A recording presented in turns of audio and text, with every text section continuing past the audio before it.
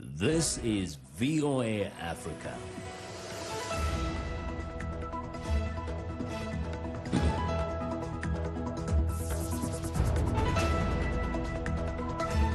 Good evening and welcome. I'm Vincent McCory in for Hashtag the U-What. It's Friday, July 26th. This is Africa 54. More than 100 people are missing and feared dead off the coast of Libya, in what the United Nations is calling this year's worst Mediterranean shipwreck. What is aeroponics and why does Nigeria need it? We'll introduce you to some tech-savvy farmers on a mission to fight food insecurity. And catering for Cairo. Refugee and migrant women take to the kitchen to cook up an income and bring communities to the table.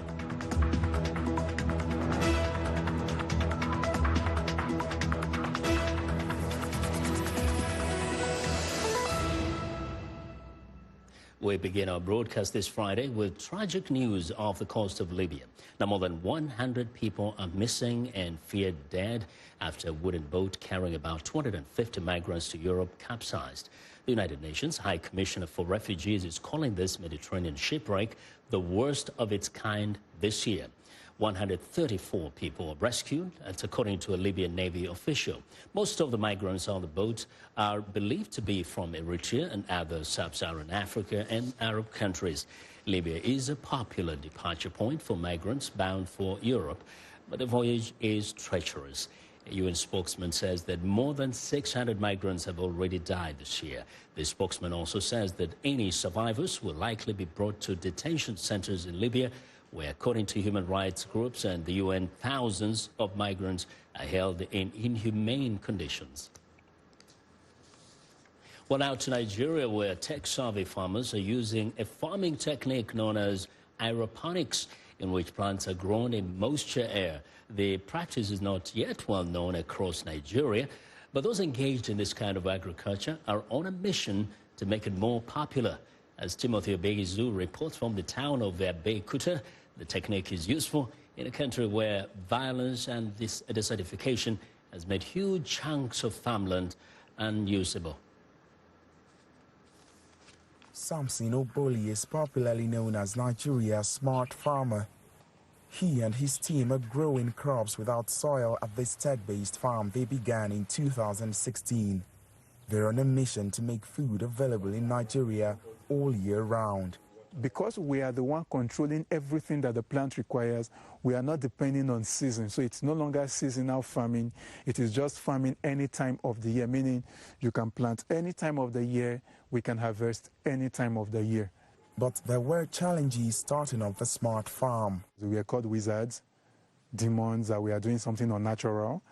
So it took a whole lot to try to convince people that there is nothing demonic about what we are doing. Only about 30 million hectares of farmland in Nigeria is being cultivated, instead of 78.5 million hectares needed for food security. Widespread communal clashes, insurgency and desertification in the north are the top reasons arable land is lost, and only 49% of the cultivated land is fertile. A situation that worries traditional farmers like Abubakar Ibrahim. I don't have any other place that I will go and be farming again, apart from here. And here already the land has getting weak. We just manage it for us not to stay like that. But aeroponics farmers like Oboli hope to make a headway with their methods. The smart farm does not require weeding or pest control. Nutrients for the plants are automatically regulated in a recycling system, greatly increasing productivity. One very good thing that's actually very important, particularly when you're using it for yam or for cassava, you discover that you can rapidly multiply the planting materials. You will be able to, within a small time, be able to rapidly multiply planting material that you can use outside there. So it's a way, it's one of those new technologies that we are even promoting. Nigeria's agricultural sector contributes about 40% of the country's economic activities. The government wants to expand this percentage substantially, but Nigerian farmers lack the technical know-how to enhance productivity and do not have access to high-quality seeds to guarantee better harvests. Tech-savvy farmers like Ogboli are offering an alternative. Timothy Obiezu for VOA News in Abeokuta, Nigeria. Well, the Presidential Pressing Forum held a dinner in honor of 50 Mandela Washington Fellows under the theme Salute Africa, a tribute to the Mandela Washington Fellows.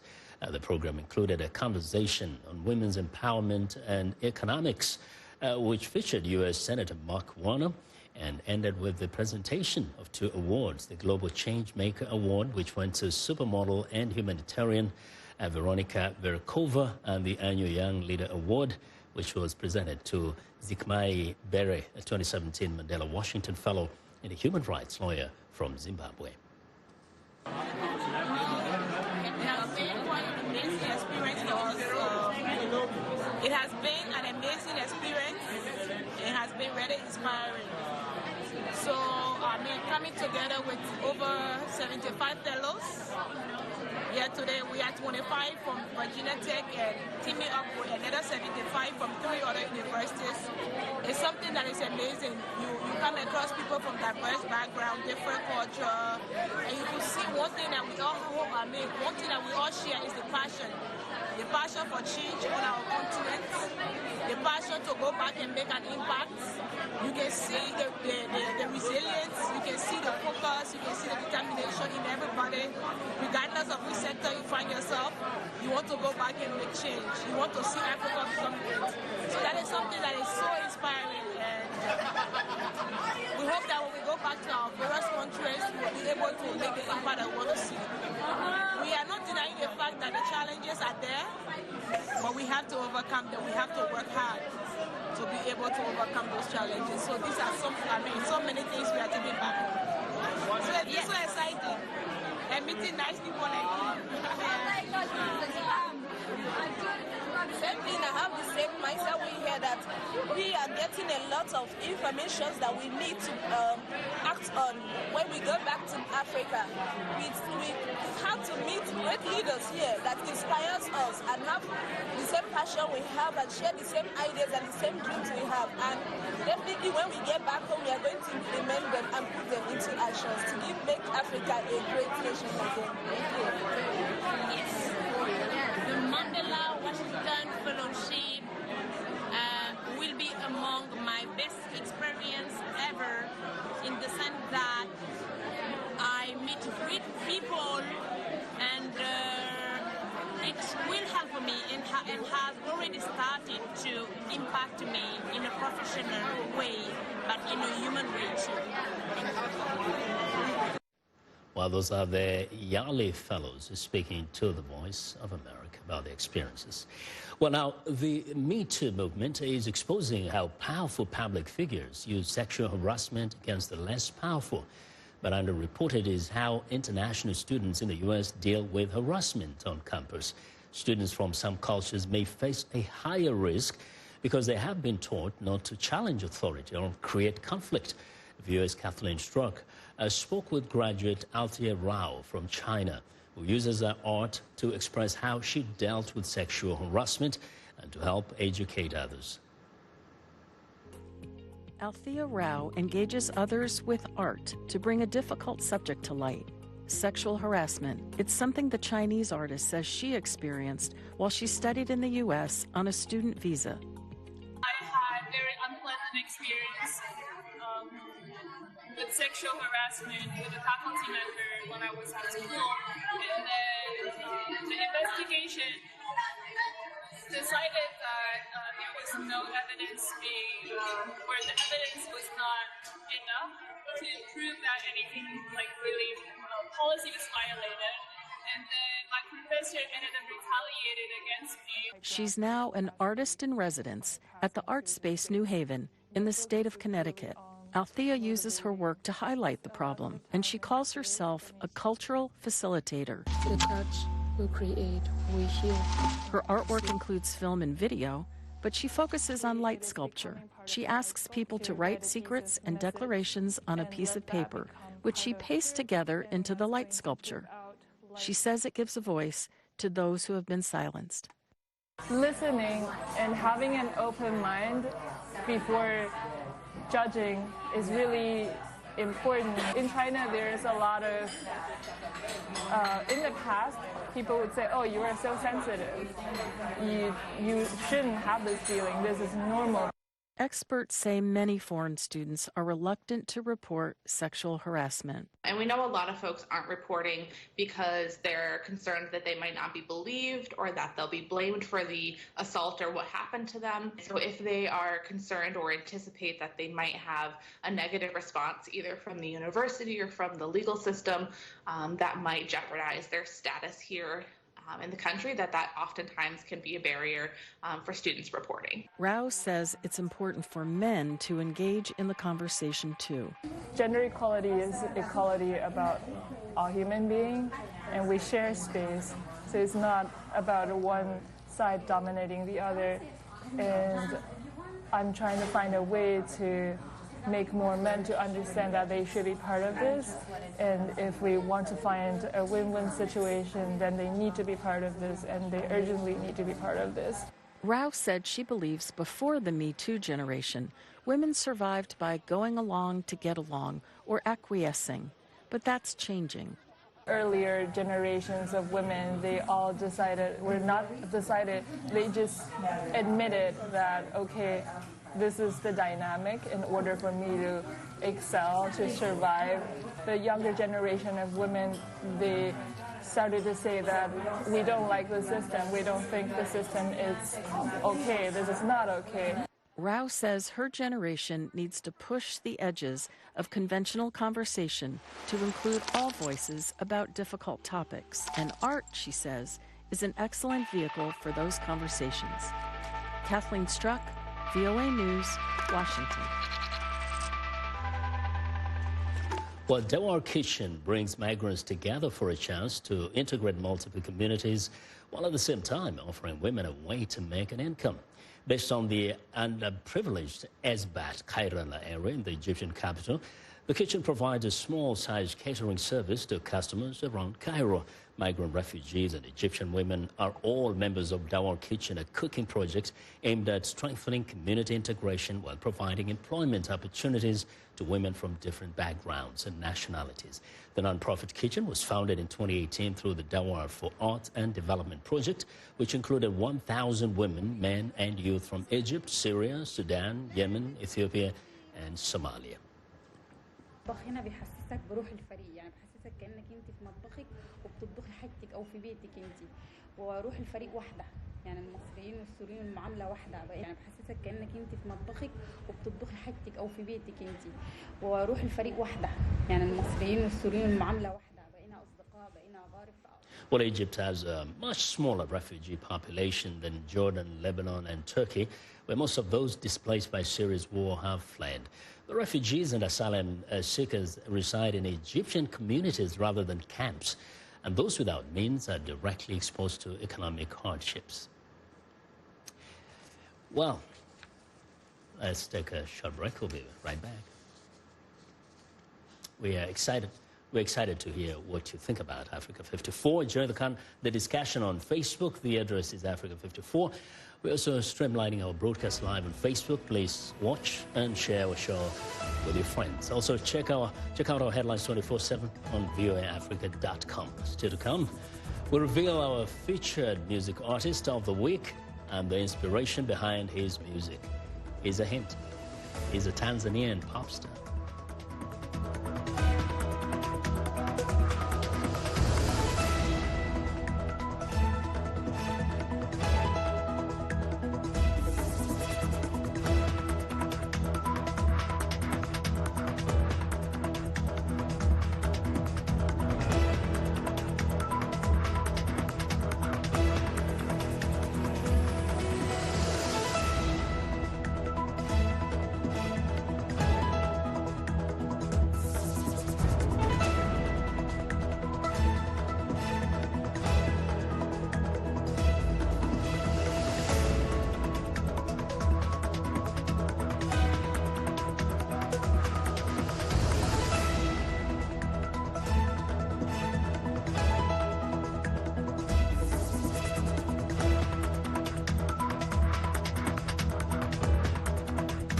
I'm Sheikha Sali, host and senior editor of VOA's international calling talk show, Straight Talk Africa. Today, we'll examine the tobacco industry. We pretty much touch on anything that you can think of. Politics, health issues, human rights issues, you name it, we talk about it. The issues that we discuss are pertinent to most people on the African continent.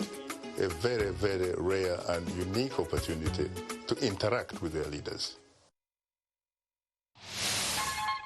The lyrics could be French, English, Portuguese, Bantu, Arabic. It is the beat. The African beat that counts. The beat does all the translations. It cuts across all languages and gives us the understanding that this is the African beat.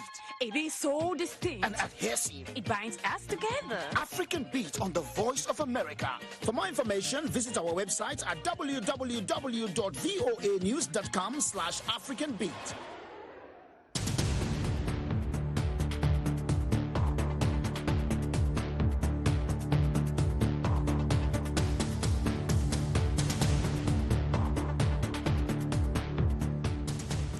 Turning now to Sports Africa 54 sports reporter Sunday Shomari has just returned from Egypt, where he spent a month covering the Africa Cup of Nations. He joins me now to talk more about the tournament and the host country, Egypt. Sunday, it's good to have you back. Thank you, Makori. It's good to be back. You had a ball, man. Yes, I did. Yes. First, lots of work, though. I know. You did work. I know you worked. So what have you really learned from the entire tournament and, of course, Egypt, the host country? Yeah. To tell you the truth, Makori, Egypt people are very warm and nice.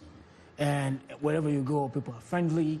They can take selfies with you and don't even demand to get a copy back. They're just happy to get a picture with you. Wow.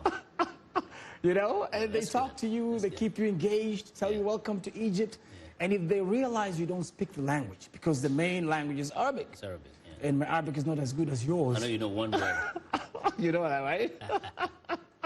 So you have to try to, walk with them. But they walk with you as well, knowing but that would you say also, the mood was, upbeat, especially at the beginning before they lost, and that people are generally, very friendly, very welcoming because, there was a game in town, and this is what Egyptians really love. Oh, yeah. Yeah. Soccer is everything. Yeah. People bring together food. Yeah. And soccer, we bring people together all the time. Wow. And you can imagine all the cafes. Yeah. All the places in town, people commune together to drink coffee and tea, which is very popular in the area, and they watch soccer. At the same time, Makori, if you find anything that will be interesting to people that will bring them together, it's soccer and food. Yeah. And that's what happens. Especially in Africa. Especially in Africa, very, right? very specific. Specific. It is in Africa. But you see, when somebody goes out there to cover soccer, people think it's just, it's just fun. It's just a great time. But are there challenges that you faced or you kind of had to experience as you went about reporting about soccer, but even other things? Of course. Especially when you go into a country where people don't speak what language you speak, especially the dominant Arabic in that country. So that was the biggest challenge. However, they put things across to help. Like in all the stadiums, you have volunteers. These volunteers could speak at least 3 languages. They spoke English, Arabic, and French. So they were very, very helpful. Also, security. These security organs were very well placed. You had 3 checkpoints before going to the actual stadium. And you could see plainclothes police. You don't realize they're having suit like yours, but they have a gun around them. You have uniformed security police officers you could see. So they were really, really, really well planned to make sure that you're comfortable and safe. But also, Makori, on the same note, there was this thing called Fan ID. That was a challenge.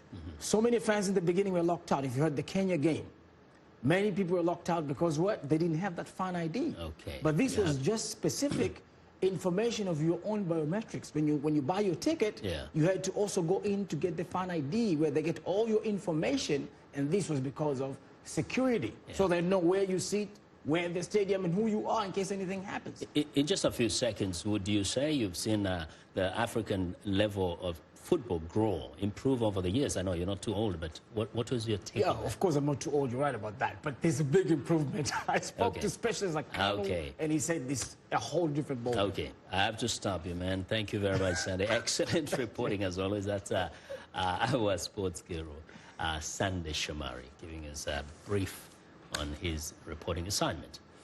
Now, All the way, North Korea fired 2 missiles off its east coast Thursday. Now, the launch comes as Pyongyang complains about upcoming U.S.-South Korean military exercises. While analysts say the launch probably is not likely to derail nuclear talks, it underscores the United States' inability to move those talks forward. VOA's William Gallo has more from Seoul.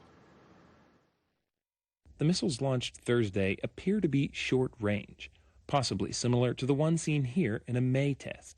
That launch did not derail nuclear talks, and the latest one probably will not either. It is another attempt by North Korean authority to put additional pressure on Washington prior to actual negotiations to set the agenda for working level negotiations on denuclearization. But this launch comes at an especially tricky time, less than a month after Donald Trump met Kim Jong-un at the demilitarized zone, a meeting many White House officials described as a possible game changer. Since then, North Korea has failed to show up for working-level talks. Instead, Kim this week posed next to a submarine apparently capable of handling nuclear-tipped missiles. Another escalation, but mild by North Korean standards. You do not want to anger President Trump. You want to keep him very close to your side. So I don't think North Koreans are ready to cross the red line. Trump has shrugged off the North Korean provocations, instead stressing his friendship with Kim. South Korea's defense ministry on Thursday responded cautiously, saying it continues to analyze the launch. The government has been keeping an eye on the related activities and urges North Korea to stop acts that are unhelpful for easing military tensions on the Korean peninsula. South Korea has said it will go ahead with planned joint military exercises with the United States, despite North Korean objections. Washington and Seoul have already scaled back those exercises, but so far, that is not good enough for North Korea. Bill Gallo, VOA News, Seoul.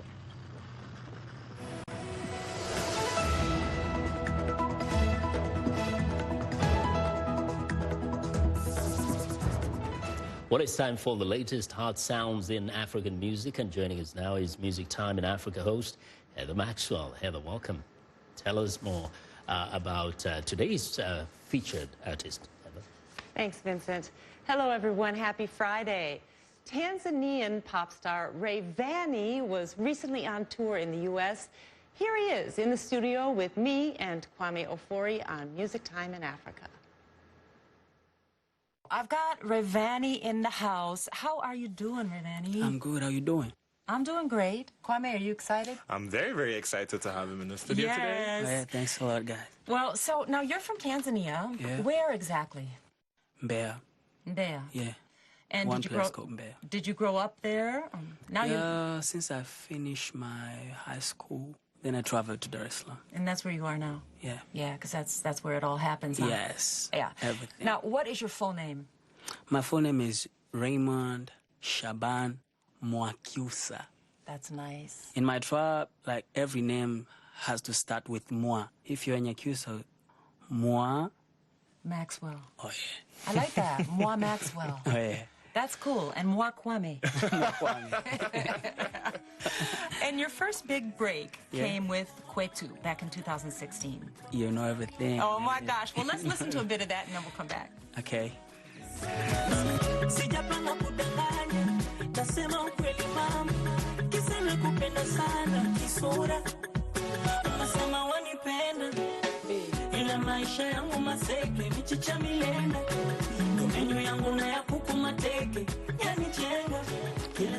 So, Rayvanny, what are you singing in that song? What are you singing? The song called Kwetu. Kwetu means home. I'm talking about the real situation that I have back in the days, you know. Was it tough? Yes. Like, I'm talking to the girl from the rich family, and I'm a broke guy. So she's my girlfriend. But all those days I've been hiding her, like, my real life. So she was complaining, like, why you don't take me to your house? Why you don't want to show me your you know, like, where you from? Like, you got my point. So I was telling her, like, yo, listen, you want to know the real me, like where I'm from, like my real life. Okay, let's go home. So I'm explaining to her, like, you know, okay, when you get home, be careful. If it's raining, the house is gonna turn to be a boat because, you know, it's gonna. You got my point. So okay, that's interesting. Like, yo, I don't have bed. I don't have a good place to sleep. So that was the meaning of the song. Kwetu. Yes, Kwetu.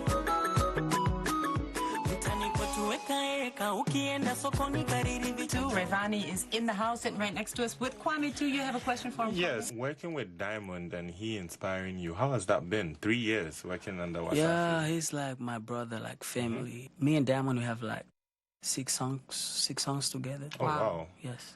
And the newer videos, the colors are beautiful. Yes. The videos are Tetema, right? Love it. Yes. Yes. And Tetema, I love that.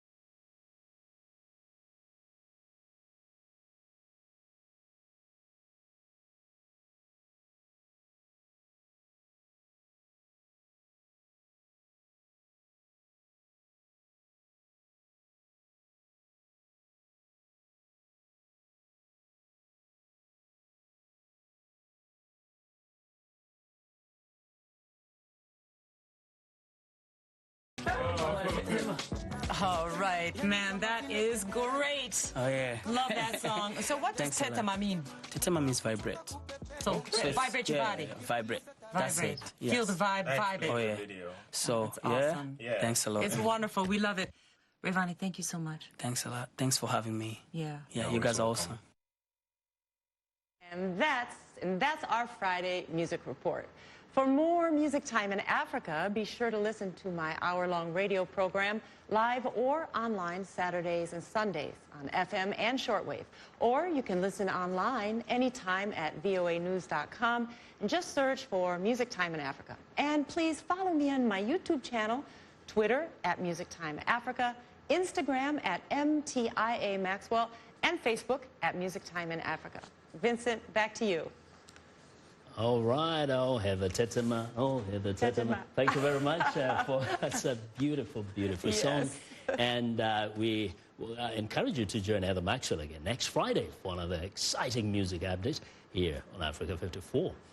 And that's our show for today. Now be sure to watch Africa 54 on our website at viewafrica.com. From all of us here in Washington, have a great weekend.